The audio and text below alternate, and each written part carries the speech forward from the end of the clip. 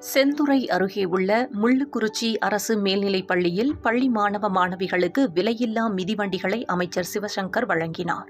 அரியலூர் மாவட்டம் செந்துறை அருகே முள்ளுக்குறிச்சி அரசு மேல்நிலைப் பள்ளியில் பயிலும் 38 மாணவ மாணவிகளுக்கு ரூபாய் 1,84,000 மதிப்பீட்டில் தமிழக அரசின் விலையில்லா மிதிவண்டிகளை வழங்கியதுடன் 10, 11 மற்றும் 12ஆம் வகுப்பு மாணவ மாணவிகளுக்கு தேர்வை வெல்வோம் வினா விடை புத்தகத்தினையும் அமைச்சர் சிவசங்கர் வழங்கினார்.